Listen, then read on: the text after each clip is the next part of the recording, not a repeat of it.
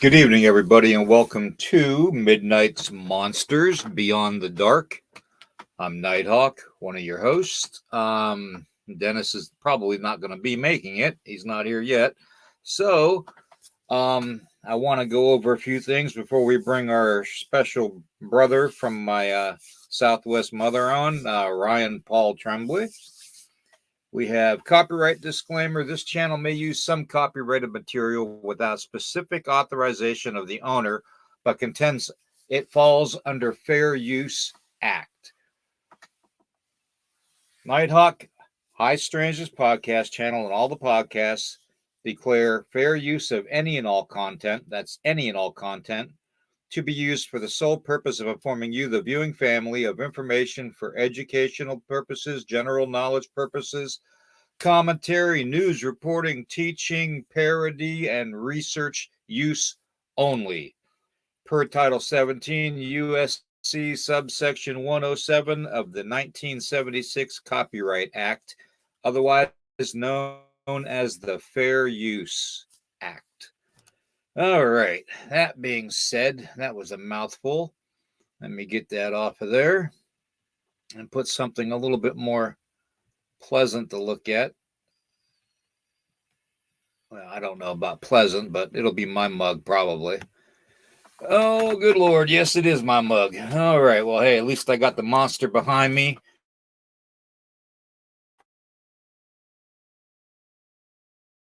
And the monster show off, I'm going to bring Dennis in the room, just like a monster lurking around in the dark, in the shadows, and the creepy crawlies. So, and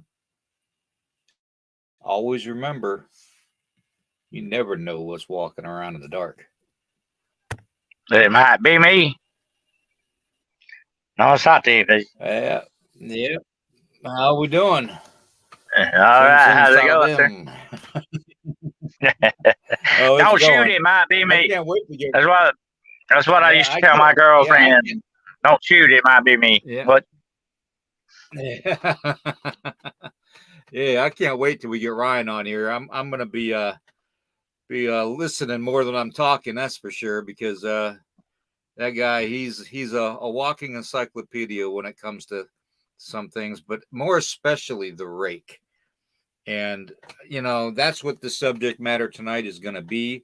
It's about the rake, and then the separation between the rake and the pale crawler and the ghouls, and that whole screwball effect that everybody lumps one together into one kind of monster. So I don't even like calling them monsters, but in this case, it probably is. It's a good way to start it off.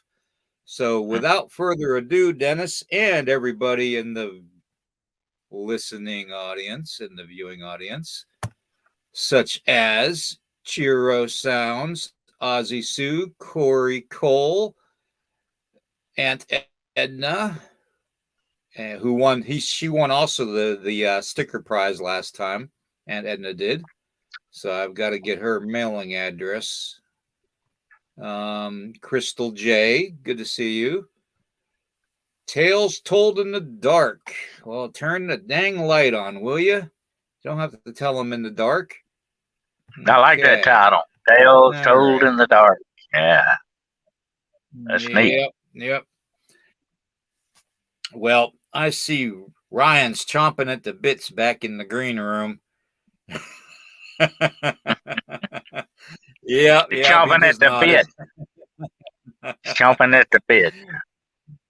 Okay, well, we're going to go ahead and bring Ryan on, and I'm going to let him pretty much introduce himself. I think everybody in the chat already knows who Ryan is, but he's a very dear brother of ours, and I please ask everybody to be cordial in the chat, be respectful to others in the chat, and let's just have some fun tonight with monsters. With that being said, here comes Ryan. Oh, there he is. How's it going, everybody? Yes, sir. How you guys doing? How you doing, Dennis? There's no little round thing with your logo in it. Oh, not this time, no. I thought I'd grace you with my ugly mug, so here I am. How you guys doing tonight? we're doing good. Yeah. We're doing good. Yeah. It's been a long couple of days, man. It's only like what, Tuesday? Yeah, And it's been a long. Huh. Yeah, yeah. Yeah. It feels like it's a Thursday. There's been some been a lot That's of weird just paranormal me. stuff going on, Ryan. You know, I've sent Nighthawk a link about the so-called witches that were eating a carcass out in the woods, and then we have the whistleblower that's talking about the alien craft that's being held and all that. So it's been an interesting week so far. Yeah. So far, man, things are blowing up, man. It's been exciting. Been a very trying week. Yeah, I don't know if you get what we get down there up here, but we get people following us around with the government vehicles, and we I get haven't had that black yet. helicopters flying overhead and airplanes taking pictures. You know, I haven't every had time that we yet, talk about a but certain subject. So I'm sure it'll happen to me sometime. I mean, I'm always out in the desert, so I'm sure they'll be like, "Who's that guy out in the desert? What's he doing?" So I kind of gotten used to it, Ryan. You know, I don't know. It kind of feels like it's part of the territory now, but kind of makes me feel good in a way. At least I know I got somebody worried about something, you know? right. Just give them the peace sign. Just, how you doing? How's it going, guys? You know? Yeah. I Make 'em want to think you're talk to them, okay. but they don't want to talk to me. Yes.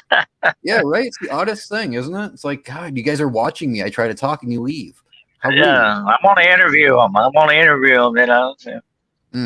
So, when did you start this stuff? How long have you been in it? You know? Yeah, right. Right. And Yeah. it's like, how many people have you killed because of this stuff? So, Mhm. yeah, I haven't had that yet, but you know, fingers crossed that I don't. Yeah. I hear you. So talking about the rake, Mhm. there's a couple different things I'd like to go over tonight with you, Ryan, if it is possible. Of course. Since you're like a plethora of encyclopedia knowledge when it comes to certain cryptids, if not all of them. So, you know, I don't really personally know that much about the rake. Okay. And Okay. I've never really had any cases where I've had to investigate the rake. Oh, So wow.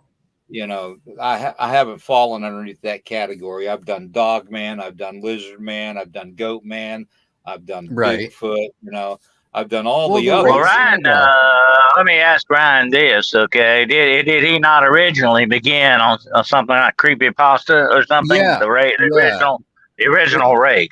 Yeah. It started way back in 2003 on 4chan. And it's really funny that it caught on like it did because they actually started a thread that said, let's create a monster. Okay. And all these different Reddit people could add in different descriptions. And so they kind of conglomerated what became the rake. But there is some basis on it, though. There's something that's actually out there that people might have been seeing, but they just label it as the rake right away. And William, I'm sure you're going to be familiar with them, the pale humanoids, the cave crawlers. Yeah. Now, those are out there. Okay. And a lot of people, when they have an encounter with the pale crawlers, they automatically say the rake. Okay. And the reason for that, look at the physical description. You know, the physical description of the rake. Here's my take on that. Since you mentioned the pale crawler right quick, I've often thought the pale crawler could actually be misidentified a lot of times as being what we would call a ghoul because it looks so very much alike, you know? That's the funny thing, Dennis, is like the ghoul, the pale humanoids, and the rake, they're all tied together in a very weird sort of way. Okay, because I believe that the ghoul is a pale crawler. It's a pale humanoid. It's the cave crawlers that we're hearing so much about. But the ghouls were seen more in cemeteries. Okay, they were seen stalking graveyards and eating corpses, digging up corpses. And they're underground dwellers too, supposedly. Right. Yeah. And these pale crawlers do the same thing. Okay, they've been seen in cemeteries and graveyards. So you have down here we don't call them pale crawlers down here. We call where I'm at, we call them cave dwellers. Yeah. I mean, or cave demons. You know, right? Essentially the same thing. You know, essentially the same thing, but really they all have that one common ancestry with the ghoul. You know, now the rake, it caught on a lot of popularity because it was featured in video games and different stories.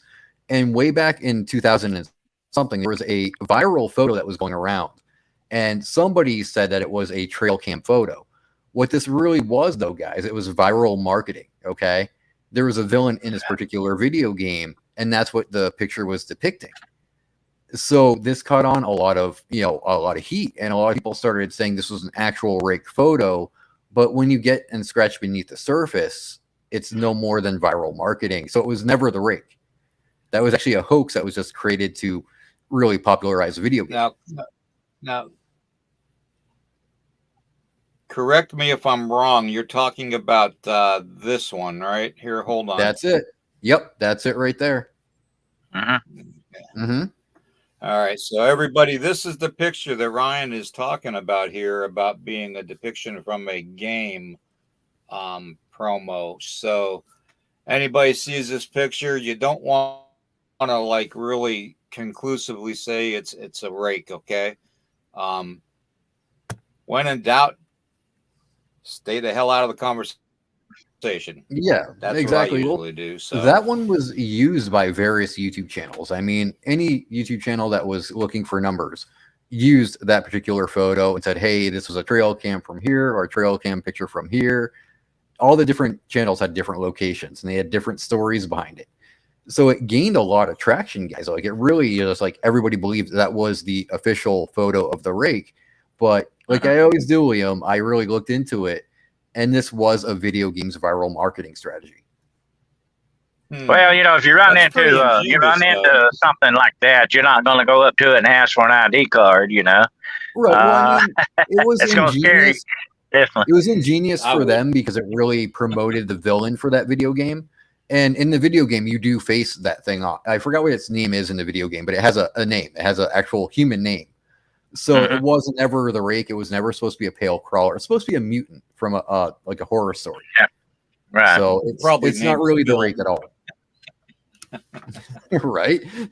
So it's got an interesting story to it, but I do think that when they see the rake, they're seeing cave demons or cave crawlers, whatever you want to call them. So I do think there's something to it. I don't think the rake itself is real. I don't believe that. I believe they are seeing these pale humanoids, though. Well, here's an interesting spin on that, Ryan. And you know how interested I am in demonology. I've always been interested in it for many, many, many years. Okay. And I have noticed a trend among what we would call demons, evil spirits, whatever name you want to give them, that they will take these images and use them, and therefore they really become real then, in that sense of the word. And I see this happen with Slender Man, which was a fabrication to begin with. And so it's a possibility that these dark forces use this imagery because of its, its fearful content, its negativity, or whatever. Yeah, it's along the lines of a Tulpa effect. Because Tulpa they manifest from our thought energies. The more we think of them, the more they become a physical being. And it's almost along the lines of Freddy Krueger. The more we're afraid of them, the more power they get, the stronger they get, and the more they can do when they come into our realm. Right. So they begin to exist. Yeah, they begin far-fetched. It really does. But when you stop and think about it, Tulpas, they go way, way back in time. Well, not just Native American tribes. Well, yeah, and that's what I was just going to say too. Is the whole connection to the Native American thing with the manifestation of something. I know that from ceremony. You know that, Ryan, from dealing with what you're dealing with, and I'm sure Dennis realizes it and notices it in some of his investigations. But a lot of people think that it's a far stretch that you can imaginarily bring up a creature. It's manifestation. I mean, your thought process. Yeah, people don't understand how strong and connected your mind is to everything. Yeah, thoughts are powerful. Thoughts are very. And you can think it up. It just came out. It just came out a few days back that they have AI now that can actually read your thought patterns. Okay. Yeah. So if that's possibility, your very thoughts have sort of a power to them. You know what I'm saying? Definitely. Well, all different religions believe that, Dennis. I mean, you got the Hindus that believe thoughts have power. You got Japanese that believe the same thing. Chinese believe the same thing. Bruce Lee himself said not to think negatively about you, because if you think negative about yourself, you're making your body sick by your thoughts. And if that's possible, then that would be the crux for shapeshifting. Yeah. Definitely. Yeah. Mm-hmm. But yeah, I mean, it's possible that, there are tulpas out there. I don't want to use the word tulpa because that's too much of a powerful word, so we got to think of a different name to call these things. I guess maybe manifestations would be the best thing to call them. Well, it's kind of like that old saying, that's what they be are. careful what you wish for, you might get it, Yeah, that's exactly what it is. Careful what you wish for, because if you wish too hard and wish too long, you might manifest that thing into existence. Well, there was a famous experiment. There was a very famous experiment, that was conducted along those same lines, where they created a being. They talked about it. They gave him a life. They gave him characteristics. You remember that? And they said that he almost came into being. They would catch glimpses of him.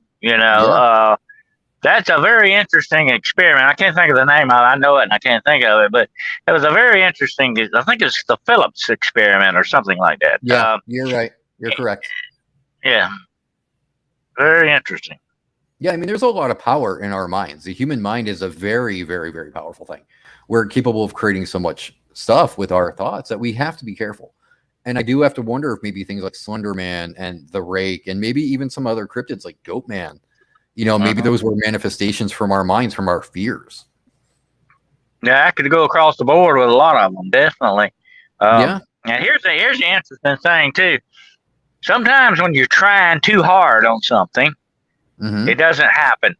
But what if you're just off, kind of off, put it on the back burner of your mind and you're thinking about it, or something that bothers you, or whatever. That would give it more power, would it not, in some ways? You know what I'm saying? Yeah. Yeah, I mean, I totally think that we could create these things with our mind. I really do. I believe that if people believe hard enough and there's enough people believing it, that a group effort could actually join into a collective and create something, manifest it. And that would explain why some of these things are bulletproof, why some of them just run through trees or run through walls, because they're not real physical beings. It's something to look into. You really don't even need a collective to imagine it into a being. That's true. From my own ceremonies that I've done, I've manifested several different things before with the Native American manifestation ceremonies, especially the changeling ceremonies, especially the changeling ceremonies that are bloodletting ceremonies. Flesh offering ceremonies. So I mean, manifestation to me is just another like another thought throughout the day. I mean, that's all it is to me. I mean, you're a trained mind though, William. You trained your mind to do that. Now think about like the average person though. That's the untrained mind. They don't know how to control their thoughts to the fullest degree. And they don't know how to stop it once they bring something into manifestation. They don't know how to control that and bring it back. They would get out of control, so to speak. It would go past the boundaries. Right. It'd be like letting that genie out of the bottle. Like you rub the lamp enough and now the genie's out. Now you can't put it back in. Yeah. Back in the old days when everybody in Salem was worried about witches and everything, the real witches were sending out what they called fletchlings. And fletchlings were a part of their magic incantations that they did. That was part of their essence, going out with the fletchlings to cause havoc, fear, or harm to somebody. So yes, the wishfuls could be the same, the same thing, be thought of the same way too. My friend Nick Redfern, I'm sure you're familiar with Nick Redfern. Oh yeah. He actually did a little experiment one time. I think he camped out at Cannock Chase or somewhere like that, where there's supposed to be a lot of paranormal activity. And he said for the time that he was there, I think it was 2 or 3 days, he thought about this one type of a monster type thing. He kept thinking about it and all that, to see if he could manifest it. But then it didn't happen. Stay puft But here's the marshmallow, interesting man. Stay thing: puft marshmallow, after man. Stay after puft after he marshmallow, man. after he left Cannock Chase, like I think about a couple of weeks later, people cited something like that he had the very Wow. thing he was thinking about. So I wondered if it might have been a delayed reaction or It something, could have been. It definitely could have been. I mean, I'm not going to say that things like that don't happen because I do believe they do. I really do believe that we can control things and create things like that. And sometimes we just don't know we're doing Yeah. it. Sometimes we just think of something and we push it to the back of our brains and then poof, presto changeo, there it is. We're going, whoa, how did Well, that this is happen? very much, Ryan, like dreams. There are actual cases on file where people have actually died in their dreams. Yeah. And when they wake up, they would be near death. Mhm. It's so real, and we don't realize the subconscious is constantly working. It never sleeps. It never No. stops. Nope. And it has to have a powerful output to it. Yeah. You got to think about it that way. Yeah, I mean, that's like when you're dreaming and you have a dream that you're falling. You feel your body jerk when you have that fall. And that's your mind Yeah. when you do that. It's like you hit. I've actually dreamed of falling and hit a ground or hit something, and I would jerk myself awake. Yeah. It was like, you're Yep. falling through it. Yep. Weird. That's how strong your mind is. Yeah. Well, have you ever thought about the whole possible connection to why God gave man dominion over beasts? I mean, you think about it, that's almost giving mankind permission to manifest whatever they want, beast-wise. That's true. That's true. Very true. That's dangerous Well, too. that would definitely be part of it, I would think. That would be part of the sort of the boss complex there. You're the boss over this. Mm-hmm. You have a certain amount of power over it, But where does that power end, though? I mean, sure, we have the power to create it, but do we have the power to control it once we've created it? Mm-hmm. And does that power, once it's free, take on its own life? Right. Right. Does it have a sense of individuality where it doesn't listen to what we say anymore? That's what we talk about with AI. The day that AI says to itself, "I think, therefore I am." Terminator reference. Well, that's the bad part. Yeah, and Lord have mercy on the person who tries to pull the plug. Yeah, controlling would be a whole nother animal to control it. Take it from somebody who's been there. Controlling it is it takes a lot of strength to control something that you manifest, and to make it do what you want it to do. So it takes a lot of discipline to do that. So it would literally have to be somebody that's very, very disciplined in order to do that. But if it gets out of control and becomes a thing unto itself, you wouldn't have control over it anymore. Then it would become a sentient being, so to speak. It would actually, you would not have any control over it. It would be a completely independent thing. You know what I'm saying? Well, if you stop and think too, that would be an amateur then. That would be an stop amateur. And think, though, how strong the belief is in the rake, though. I mean, all three of us, we can say that there's how many people that still call it the rake on a daily basis. We see hundreds of people saying it, right? So think about how strong that belief is. That's an incredibly powerful belief. It's almost right up there with Bigfoot. In fact, I would say it is up there with Bigfoot and Dogman. The same thing happened with Slender Man. They were talking so much about Slender Man, it became real to some people, and then he became real. Yeah, you had those little girls that tried to kill their friend. Yeah. Remember that? Yeah, I think there was like here's another one. Here's another one for you guys. Siren Head. Oh, and that power of thought and belief has to go somewhere. Yeah. And does it go into creating these things and bringing them into the real world? You do have to wonder about that. And you got to be really careful. I think in the Rake's case, though, I think, it got so popular amongst kids that kids were thinking about it constantly. Because you know how kids are with monsters, and I can't say much because I'm that way with monsters too. But when they really get scared of a monster, they constantly think of it. And who's to say it hasn't brought something like that out into our world? Yeah. I'm an old monster hunter from way back, so the term monster is very convenient to me. But what we just a call a monster. monster sometimes because it looks so different. It's so Yeah. bizarre looking. That throws us off a lot, you know. And the weirder looking it is, the more frightening the more frightened people are by it, you know, because it's so weird, it's so otherworldly looking thing. Interestingly enough, though, Dennis, actually, as an art student, I graduated from art college, and one thing they taught us is when you want to make a monster terrifying, make it resemble a human. The more human it looks, the more frightening it is to the human brain. Exactly. So you know why? I think because they've got something they can equate to. You know, it's something that they're familiar with, and then it's not familiar anymore. That's the frightening part of that. Not just that, but it's a human condition that if we see a monster that's more human-like the rake, okay, we reflect our fears onto that thing. We take all our animal instincts, our most primal, violent instincts, and we put it all into that thing. And that's why we're so terrified of it, because it's like a blank slate of our worst habits, of the worst parts of us. And the greatest fear of all is the fear of the unknown. What if you don't fear?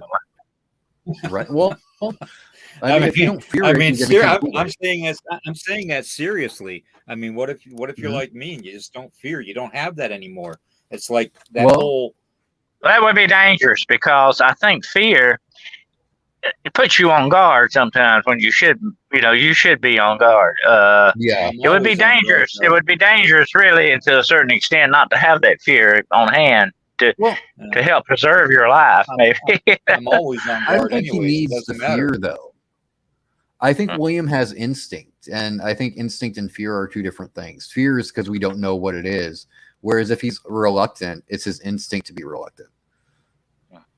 So I think that's what I've said a lot of times, right? That once something becomes known, then you've got a handle on the fear of that thing. You know what I'm saying?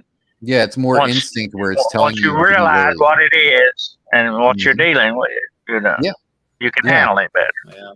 Well, a problem too with the rake, though, is a lot of people when they see the rake, they say, "Oh, it's a skinwalker," and I can't even tell you how much that irritates me, guys. That gets under my skin in so many ways. It's like that is not a skinwalker, okay? It's not going to just run by. Skinwalker. That's what I keep telling people, man. I keep telling them, you don't want to run into a skinwalker, man. You keep saying, "Oh, I saw a skinwalker." No, you didn't.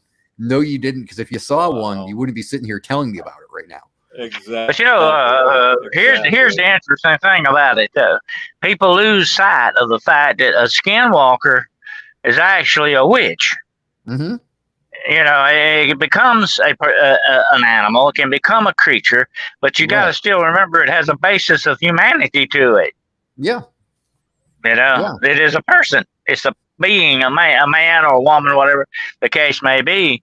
And they're taking on that. The same thing with the werewolf. You know, you got to realize, and what makes the werewolf so downright dangerous, he is a supernatural beast with the mind of a man.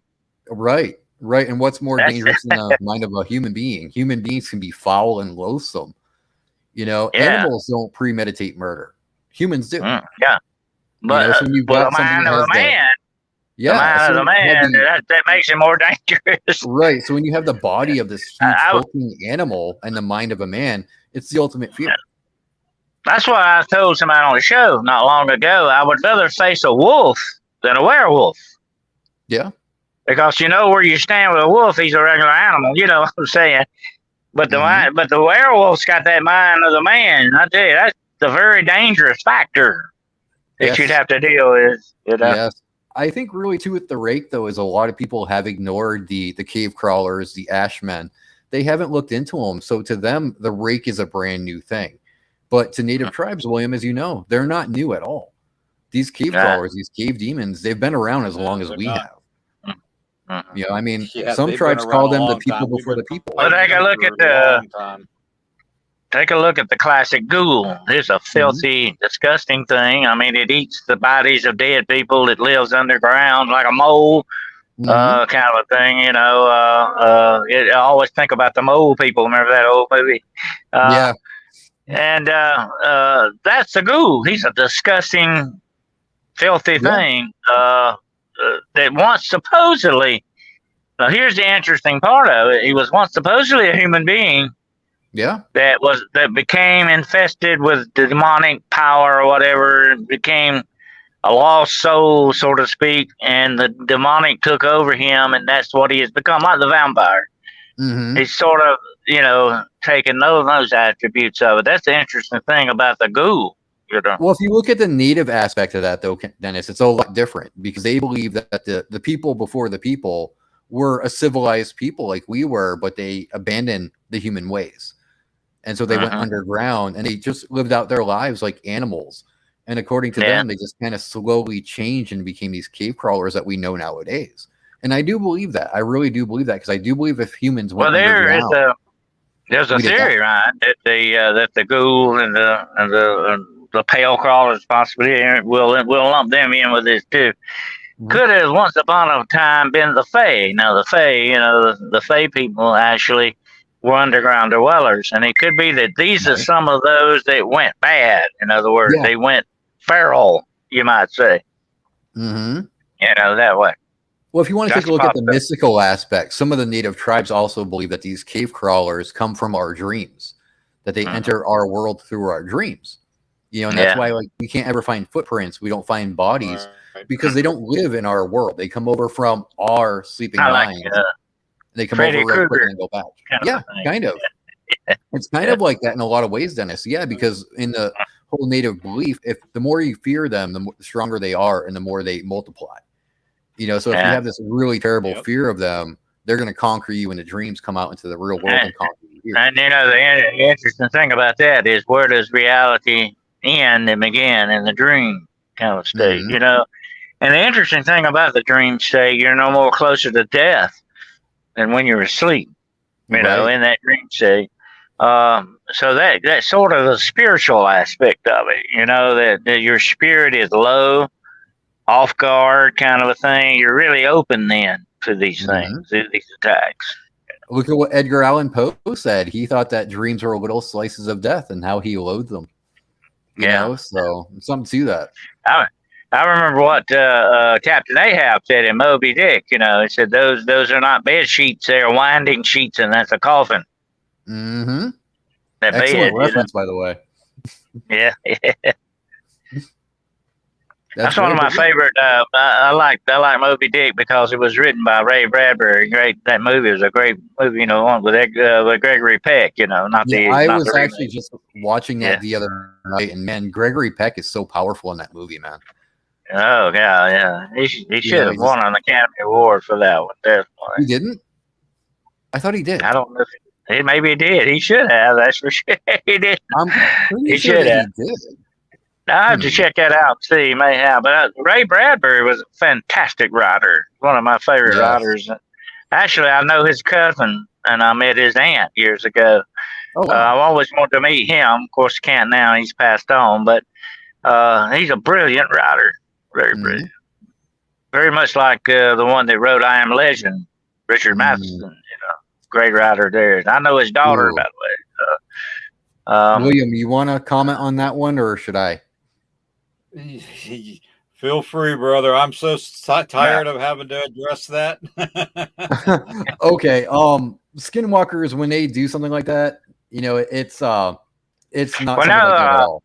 They mean to kill somebody. According to legend, right? If you're going to become a premier witch, sorcerer, or whatever, you have to kill your sibling. Mm-hmm. Yeah, and it's intentional. Your brother or sister. That's what they're thinking. It's intentional, though. Like, they are sworn to do it. They know what they're doing, and they say, okay, I agree to do this because I want what's after this. So anything that the Skinwalker does is deliberate. Nothing's by accident. It's all planned out. It's meditated. It's executed. That's it, and that's all. Well, that goes back to, Cain and Abel, the first murder, and that's why it's connected to the extreme witchcraft. Sell your soul completely out to the dark forces. You had to murder. That was the ultimate sin, so to speak. Mm-hmm. So War Criminal was told by a ghoul. That's the first time man actually. Yeah, that's the first time that man actually was had the concept of murder was with Cain and Abel. So the first murderer. Yeah. There's stories where they say that Cain became a vampire and everything. I don't know if you guys have ever read that. I've heard that. I've also heard that Cain became some kind of like being that lives forever, almost like the Mhm. what was the, I can't remember what they're called, but they live forever, the Eternals or something like that. Mhm. Yep, I've heard that And too. Mhm. Well, able to the heal vampire, of themselves and course. everything and The live vampire forever. is actually reanimated, resurrected, demonic driven thing. Depends on which mythology It you read, Dennis. Depends yeah, on which mythology supposedly. you believe. Yeah, I mean, Yeah. some believe that the vampires were actually good at one time, so they weren't Mhm. always the evil things that we view them as now. Well, another way to become a vampire was to commit suicide, or Mhm. there were different ways that you could become a vampire. It's sort of like a curse, basically. Yeah.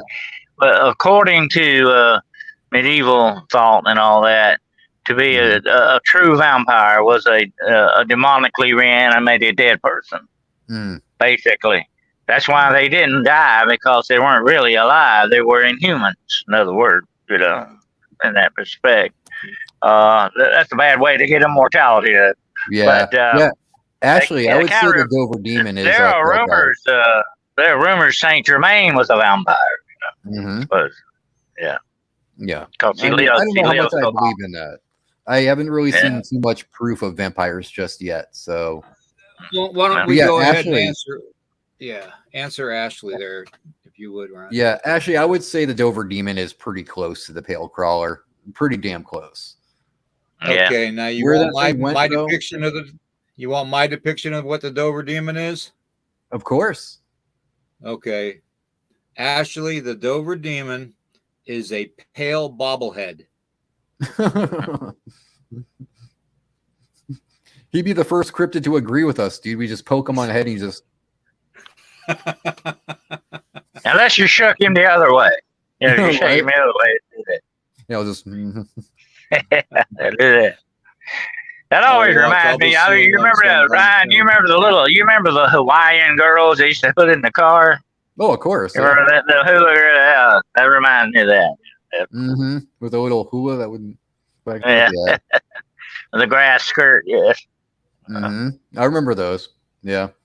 Well, you can't help but wonder what percentage. You can't help but wonder, guys, what percentage of factor does like feral human populations over hundreds of years have to do with the cave creatures and the pale Ooh. crawlers, you know, I think it has a or even lot the to do with it, ghouls bro. for that matter.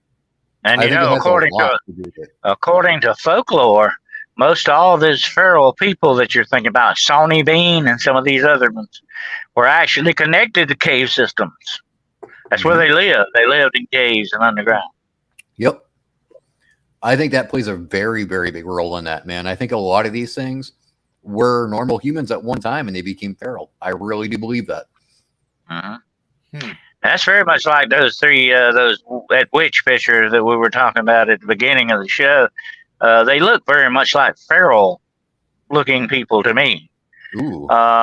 Although they're mostly naked, this time of the year, I don't think that would bother them so much as it would in the winter. But they look downright feral to me in that photograph. That's a You don't have to let me possibility. see that. I haven't seen that yet. So you're going to have to send it my way. Yeah, yeah. Either I have you or sent it Willie to do you. that. I'll send it to you. I don't know, Ryan. Do you remember when you and I and Shane were on the podcast together the one time, and Shane brought up the information about the so-called killings out in the Midwest or something, Yeah. with a lot of the reports of dogman or a werewolf. And I mentioned back then about possibly it was what we call the Three Sisters. I Okay. remember that. And the Three Sisters are literally that. They're three, I don't know if they're actually blood sisters, but they're three started out just regular like witches, okay? And then somehow or another they took what they were taught and converted it into to being lycanthropes. Okay. Yeah, And there's the last account of their location that I had was in Wyoming area along the Canadian border. So, this and was that this picture, was taken. This is the one I'm talking about. Was taken in British Columbia, Canada, actually, a few days ago. But it's Whoa. not that far. It's not that far over the border, really. Yeah. right, You might be onto something there, William. especially for a couple months. And when I was talking to Dennis about that earlier today, I brought that up to him, and he agreed with me. He said, that could be a possibility. I think it could be, Here, yeah. and here's another thing, with folklore, connection and folklore, witches are werewolves. That's how you become a werewolf, actually, most of the time, unless you're cursed or something. There's other different things on that. But here's the interesting thing about werewolves. There are a lot of stories of werewolf families. Yeah. The whole family being a bunch of werewolves, You remember that very famous short story, the Phantom Farmhouse? Remember that? I think it was Yes. on. What was that on? Night Gallery, I believe they did. Yep. They did. Yep, That was correct. a whole family of werewolves. The whole family. Yeah, there was that story floating around on the internet too a long time back. I don't know if anybody remembers this one, but it was about a guy who started dating a girl out in the country. And they got really, really close, like they were getting close to being married and everything, until he stumbled upon her family secret. And it turned out that she and her family were werewolves. And this guy actually had to like move completely away from where she was. And according to his story, like they were still hunting him down. Well, in the Phantom Farmhouse, he fell in love with the girl, and she was trying to protect him. She knew what her family, they were planning on killing him and eating him. Yeah, and she was trying to protect him. And she actually died, I think, trying to protect him, to save him. I think she did. Yeah. Yeah, it's very similar story. to the story that was going around on the internet, though. I think there was a few changes. That's what kind of made me wonder if it was fault or not, though, because it did seem like that Night Gallery episode with just a few tweaks here and there to make it seem more realistic. Yeah. True. Okay, Ashley's laughing. Yep. But the rake, though, I mean, the rake itself, it's interesting. I don't believe in the rake itself, but I do find the whole birth of the rake to be a very interesting thing. It goes to show you that when a monster is created on the internet, this monster is given a life of its own in a degree. And people need to just research it more. That's fascinating. That's fascinating to think you could bring something to life like that. And I think people just need to research it more. Yeah, the same can be said with, like I said, the Siren Head. That's another one. Slender Man. Well, another one too, guys. I mean, the Dogman. The Dogman wasn't this popular 20 years back. If you stop and think about it, 2003, 2002. Dogman was something that we talked about very, very rarely, and only when Linda Godfrey brought it up. But now, it was always Bigfoot. Bigfoot was the thing. You didn't hear anything about Dogman. Right now, flash forward to present time, Dogman's the big thing, and Bigfoot has kind of been pushed out of the picture a little bit. So there you go. That's how monsters are given a life all their own. He's probably jealous. We knew the truth. Probably kind of jealous about that. Yeah. I mean, it's at the point, Dennis, where Bigfoot could go walking down the street and people wouldn't pay attention because it's not a dog man, so it's kind of sad. It's interesting too that people find it more believable to believe in Bigfoot than Dogman, and I kind of see where they're coming at on that, because it would be more violent to me. It's just this is my own opinion, my own thought. It's more likely that there is, and I've seen him, by the way, there is a Bigfoot, and he is a naturally kind of occurring thing here, okay? Whereas in Dogman is not found in nature like that. That's kind of a weird thing going on with that. You know what I'm saying? But, the Dogman and dog people have been talked about down through thousands of years. The Greeks believed in it. And there was an island, and I think there's a tribe of people that would, like, for 12 days out of the month, they would turn into wolves, and also, so this goes way back, Right. I way mean, back. like Bigfoot, though, we do have to give the credit that every culture believes in a dog-like being. It's not just the Americans that believe in it, but you got the Right. Celtics, you got the Scottish and the Irish that have the Wolvers. Okay, then the Oh, yeah. Egyptians had Anubis, and then the Greeks had their own version. So if every culture has a form of these things, there has to be something to that.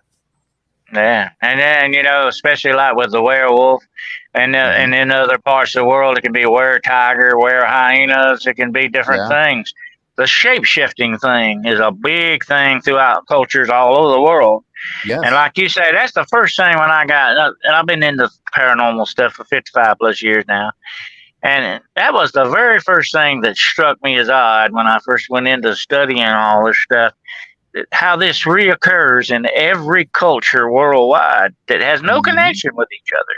Yeah. You got dragons, giants, witches, shapeshifters, vampires, werewolves. You got the whole work. You got about 10 different type of things on here that everybody believes in. And the one thing that came to my thought, Ryan, somebody at one time or another had to see one of these things or interact with something like this. Oh yeah, even if it's just folklore, Dennis, every folklore has a kernel of truth in there. Oh you yeah, have to know where to look. That's all. That's my favorite. My favorite quote is that every myth and legend known to mankind is not without its authentic foundation. How very true that is. Yeah. Correct. I mean, definitely. I mean, if people are talking about this stuff in myth and folklore or bedtime stories, at one point somebody had to have seen something to start those tales up. It wasn't just made up on the fly. It wasn't just cooked up. They had to have seen something that fueled those nightmares of theirs. And I think that's why science is wrong in the fact that man did not exist with dinosaurs. As a matter of fact, I think there may even still be dinosaurs in this world somewhere. I don't think somebody flipped the switch and they all died out at one time. That was it. I don't believe that. Nahanni Valley. I think in the Nahanni Valley they still have dinosaurs up there. Yeah.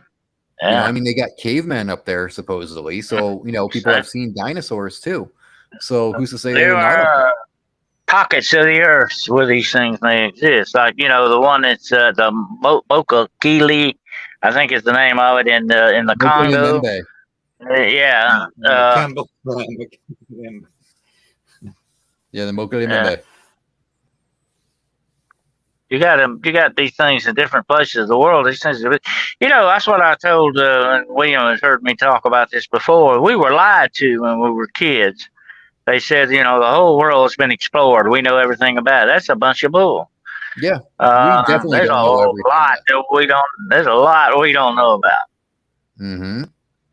Yeah, I mean, I think this world is still vastly unexplored, and I don't think we'll ever have all the answers. I really don't. I mean, science can say we will one day, but I don't believe it's going to be in our time. I think it might be hundreds, if not thousands of years from now. True. Especially the underground. That could be anything down there. Yeah, I mean, it's so dark down there. Are we ever going to journey down there? I don't think so. That's an interesting story. I haven't heard that one before. Neither have I. That sounds like a skinwalker type thing situation there. Yeah. Yeah, that definitely sounds very skinwalker-ish. Well, the skinwalker has the equivalent of the werewolf in European folklore. You had to have a girdle to put on. You put an ointment on you and do all these different things. It was a dark witchcraft, sorcery type thing. That's the one kind of a connection with it. I know there are two different cultures, two different things completely, but there are connections and patterns to these things. And shape-shifting is a premier talent for all kinds of supernatural stuff. That was a big thing. Yeah, I think it's definitely a very, very strong supernatural thing. I don't think that really belongs in the realm of cryptid, so to speak. I mean, I get so many people mad at me when they say that a skinwalker is a cryptid, and I'm like, no, it isn't. It's not a cryptid at all. It's nowhere near a cryptid. Well, it's not an animal. It isn't a cryptid. It isn't a cryptid. Well, yeah, it's amazing how people use that term cryptid to cover so many different things that aren't really cryptids at all. It's a strange part. Well, I mean, I don't think even Dogman's a cryptid. well, what gets me is these people that say the Wendigo is a cryptid creature too, and it's not. No, that's an entity. That's a demon. That's Right. spiritual. Exactly. Nowhere near a cryptid at all. Supernatural. Well, the word Supernatural cryptid, nature. the cryptozoology thing is an unknown animal, or an animal thought to be extinct, and they find out it's not. Right. That's what real cryptozoology is. And that's Right. what cryptid means. A cryptid means an unknown or undiscovered animal. We're not talking about creatures, supernatural creatures there. You know what I'm saying? Well, I mean, like skinwalkers would almost be a being because they start out as a human being, so they would be a being. But it'd be a quasi kind of a thing.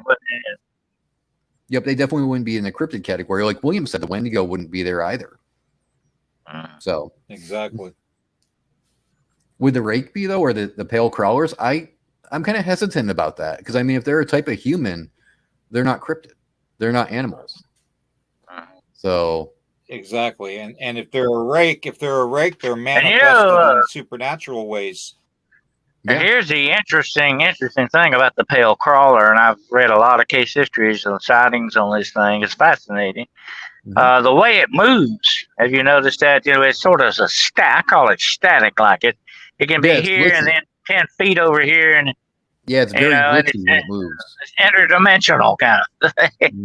Oh God, you know what? That brings up a thought. Ashley, what was your friend's name that saw one in Tucson? I hope Ashley's still in the chat because I wanted to bring that up. Her friend saw one in Tucson, dude. So she said that it moved very like glitchy, almost like a Matrix kind of move.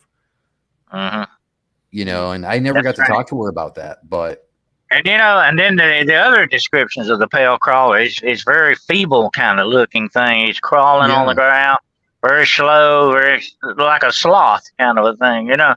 It's weird. The different descriptions you get on the one same thing. Have I met what I might suspect to be an immortal? Ooh, not yet. Wow, that'd be I'm not sure I want to, but no, Corey, I haven't yet. It's an interesting thing. No comment. I'm not so sure I want to meet an immortal. I think I'd be a little afraid of meeting an immortal. I want to know. I don't know. There'd be a price to pay for immortality. Yeah. Oh, I met Hulk Hogan. Does that count? He says he's immortal.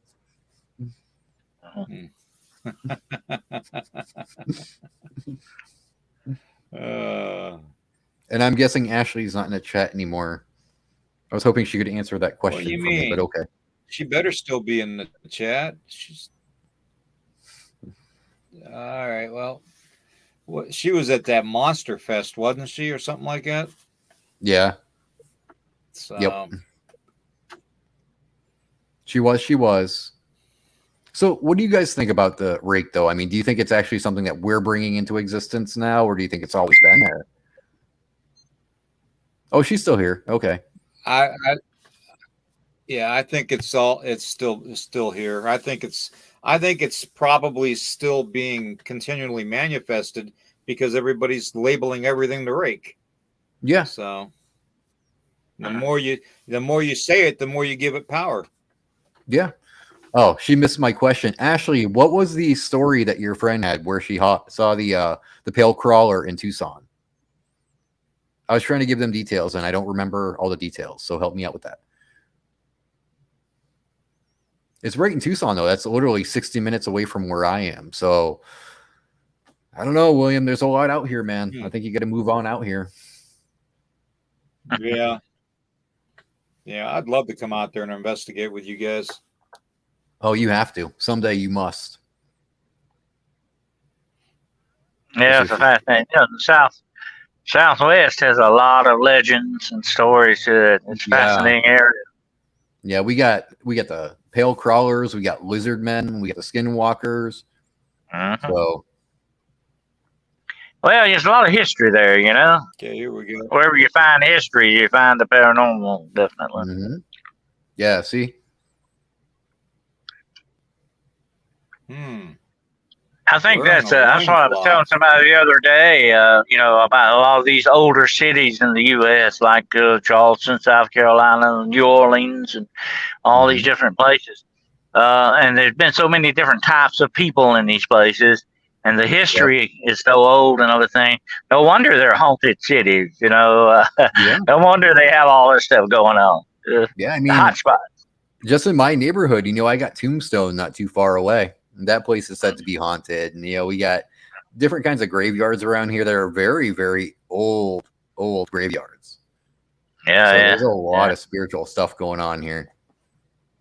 No, and we used to do a lot of investigation, and people would kind of, I mentored a lot of groups over the years, and I would say, look, you just don't know how very, very important history is to your research.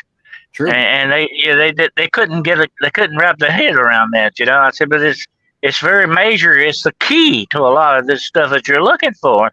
And if you ignore that, that's just plain out stupid. You did. Yeah.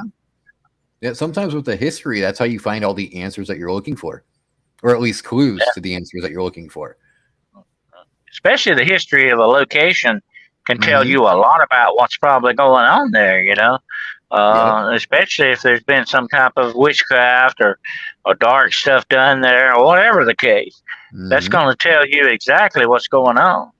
Yeah. That's very true. Very, very true. Okay, country boy, we'll check that out. About that thing wearing a loincloth. Yeah, that's an interesting story, huh, William? Yeah, I mean, that's almost makes me wonder. Makes me Penny for your wonder thoughts? if it was actually.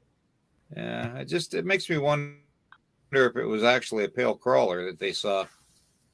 What do you think it Could have been? I was telling somebody the other day, a lot of research that I've done over the years. I've run into, I guess you could call it a cryptid. It's something that's out there, and it's. I'm not gonna go too deep into it right now because we're not on that same subject. I call it cryptid X, and it's something that's completely different from any of this other stuff, and I keep seeing it reoccur. The things that it does and all that. And it's not the Glimmer Man. It's nothing like that. It's some kind of I look upon it as sort of like a force, some kind of a force that has an intelligence to it. Oh. And the things that it does, I call it a cryptid X. I don't know in lieu of any name I could give it.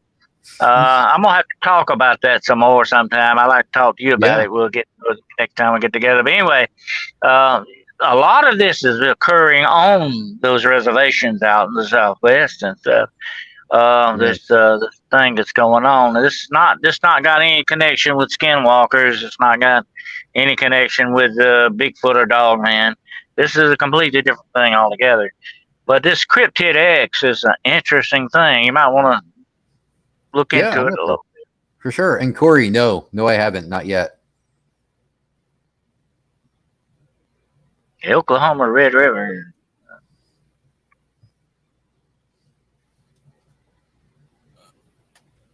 I've been a lot of places, By the way, though. did I ever show you?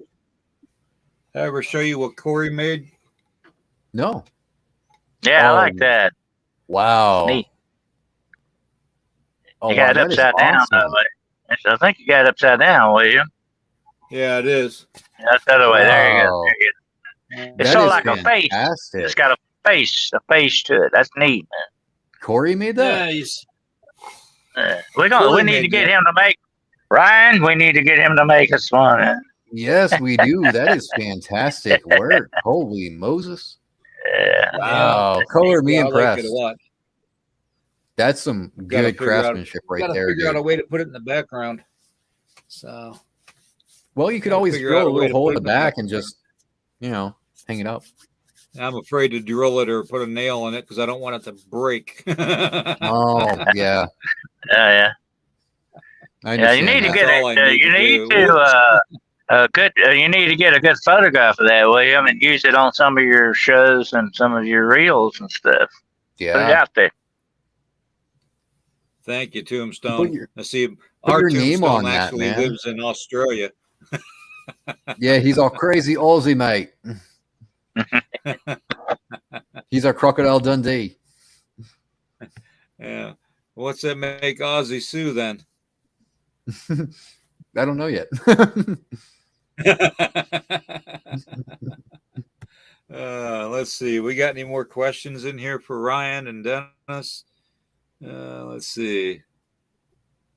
Yeah, I know that is awesome. That's for sure. Yeah, that is fantastic, man. That is some supreme artwork right there, dude. Well, to me, it looked like the face of Bigfoot. Yeah. Like the face of Sasquatch. Yeah, To me, I can definitely see that. I can see it. Yeah, I can definitely see that. Yeah. Yep. Wow. It's very it's very primitive art looking too. That's what I like about it. I love primitive art. That's all handmade. It has that aspect to it, you know. That's beautiful, man. That's woof. Uh-oh. What do we miss? I don't know. We missed something. Yeah. Yeah, to do with the Fae.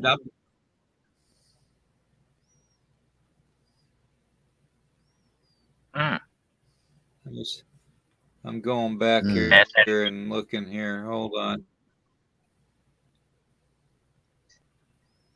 And Country Boy, yeah, they say in the Only thing I can Superstition find Mountains we have the Wahida.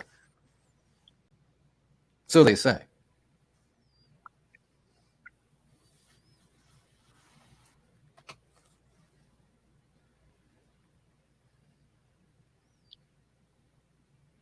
Okay, we definitely missed something there, William. Yeah, I don't even see it. I'm all the way back almost. Oh, Freaky Geek said war criminal asked a question about time moving backwards. Okay. All right. Oh, yeah. Yeah, I think I remember briefly seeing that. Well, you know, the Fae was supposed to be able to manipulate time. You know, Yeah. If you stay 1 year with the Fae was like 20 years in real time or something. You know. Yep, that's what they say. Oh, okay. Freaky Geek reposted the question.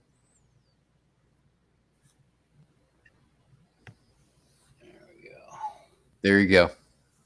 Well, time goes backwards. Yeah. There is loss of time in a lot of those. It can either move forward or it can move backwards. You can either lose minutes or gain minutes. Yep. That's what they say. Yeah. The only thing that I've had with that is if I do dream walking and I actually have come back like 15, 20 minutes before I went into that stasis. So before that's kind of like the dream state. That's kind of like Doctor Who. You know, he was walking out the door and he seen himself pass by, and he waved. He said, "I hate it when that happens. I hate it when that happens." You don't want to meet yourself coming back. You know, that would be bad. I wouldn't want to meet myself. Period, man. I'd be like, "Oh God, this guy." Oh. Well, here's a question for you guys, and I know that the chat you'll probably burn up with this one.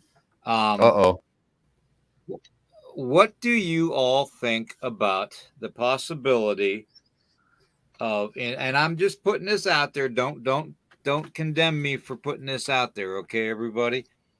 Those of you that know me know that I don't believe that the Earth is a globe. Okay, I don't believe the Earth is a globe. If anything, it's football shaped. Okay. What do you think about the possibility of the flat Earth playing in a role and the outer lands playing into a role of all these cryptids being seen? Well, to me, and I'll throw this to Ryan, but to me, it would make more sense to be interdimensional than hidden lands like that. To me, it makes more sense.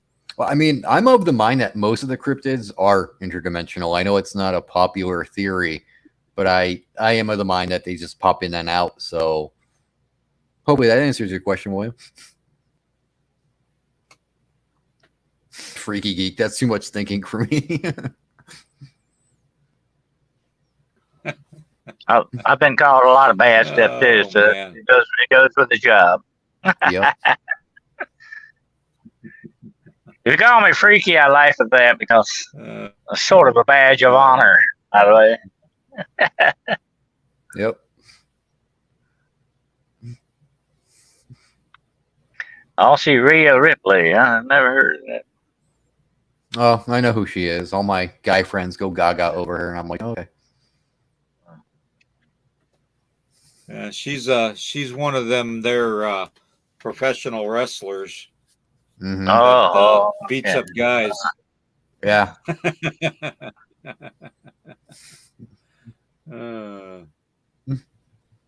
Anyway, I guess we know what Country Boy likes. Yeah, we know what Country Boy likes. Yeah, Mm-hmm. he likes to be beat up by women. Yep, he sure does. We need to get him an autograph. We need to get him an autograph photo of Ric Flair. He'll be happy. Yeah, yeah. Oh, Ric Flair. There's a whole nother ball game there. Oh yeah, I met him one time. Don't get me started. He is he's in real life. He's a really nice guy, and he's very articulate. I mean, he comes off as being kind of weird, but I mean, he was really nice, really straightforward guy. No, Most of them are the nice. best one Most that I of them met. are pretty nice. Yeah. They're showmen. They're very good showmen. You know. Yeah. When I was younger, and a younger child, my dad was involved in a lot of the sports promotions in a certain area of the country, and I got to meet all the old wrestlers like Andre the Giant and Ivan Putski, Vince McMahon. Do you remember Wahoo McDaniels? Yeah, I remember Wahoo, Chief Wahoo. I knew him. Yeah. Met him. Yeah. I meant all of them really. Ricky Steamboat. Yeah. Ricky Steamboat. Yep. The Baron. Nice. The Iron Sheik. Oh, the Iron Sheik, yeah, my boy. The way he talks on Twitter, William, that guy cracks me up all the time. I think it turned out the Iron Sheik was really an Italian guy, wasn't he, or something like that? Well, you should. He was there. Oh man, the mouth he has on him, man. He's always telling everybody on Twitter to go F themselves. Yeah. Yeah. He's like an angry old man, just telling everybody go F yourself. I love how when he wishes everybody a happy holiday, it's everyone but the Hulk Hogan. He still hates Hulk Hogan.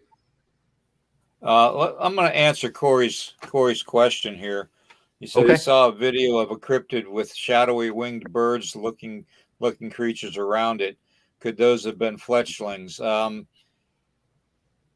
If the cryptid is a shape-shifting witch, then yes, they could have been fletchlings. But typically, fletchlings are going to be singular in nature. When it could have been a raven mocker. The raven mocker is another possibility. Let's hope it's not that. Oh boy, a raven mocker. Yeah. If somebody's seeing a raven mocker, that's bad news. Yeah, the raven mocker is not good. No, yeah, we all know that. Yeah, no, it's not a good thing. There are many stories, case histories of witches, regular witches, that control flocks of blackbirds and crows and stuff like that. You know, so that kind of goes with the territory with the witchcraft stuff. All right. Well, I hate to cut this short, guys, but it's been almost an hour and a half. Okay. And we got another show coming on here in about 15 minutes. So I believe the Midwest Night Watchers is doing their night show tonight. 1:30 yeah. So okay. But we're definitely going to have you back on, Ryan, because we got a lot of stuff to cover. Anytime, brother. A lot of stuff to cover, and I think this is the platform to do it. So, enjoy it, brother. Hang in there. But Thank you for coming on, brother. I appreciate Hey. it, man. It's my pleasure, William. You know me. I'll never say no to you. So Yeah. Time always flies by, man, when you're on. So, yeah, we always got have to fun. schedule something longer. Okay. Yeah, whenever you want, man, just hit me up and we'll make it happen, bro. All right, brother. So, You take care. all right. All right. Everybody have a great night. I'll talk to y'all soon. Take care, bud. He is awesome. Yep. He is awesome. I always enjoy talking to him. Always. Now, Ryan and Ashley do a little thing called Monster Radio.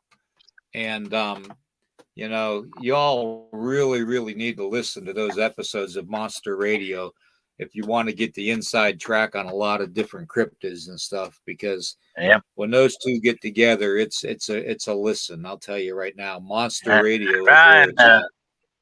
Ryan is an artist. He's a very good artist too, by the way. And a lot of stuff. Oh yeah. Yeah. Oh yeah. Yep. In fact, I believe I got a piece of his work. I don't know if this is his drawing or not. It might be. Let me see here. I have this one. Mm-hmm. Yeah, that's probably one of his right there, definitely. That looks like something. Yeah. And then I've got this. He did a series on the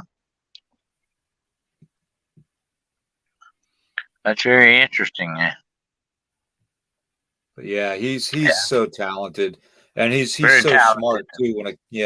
When it comes to a lot of the Southwest stuff, since I'm not down that way, and the only one I have other than Ryan down that way is Juno, my Apache brother. They're the only two contacts I have down there in the Southwest right now. So, I got to go to Ryan for a lot of stuff, and Ryan comes to me for a lot of stuff too. So it's kind of like a two-way street between brothers. So, but yeah, he's really something. But Dennis, as always, man, it's been a pleasure to have you on, man. Okay, and I look forward to the next All right. Midnight Monsters. So we will see everybody. Yes, Everybody have a great night. Please like, heart, and share this out as much as you can. Okay. Go to Nighthawk High Strangeness podcast channel and subscribe, please. And if you haven't checked in a while, hit that notification bell so you get all the live updates and stuff. Okay. If you would, please. So other than that, everybody have a great, great night, and we'll see you Friday night for Into the Red Rabbit Hole. All right.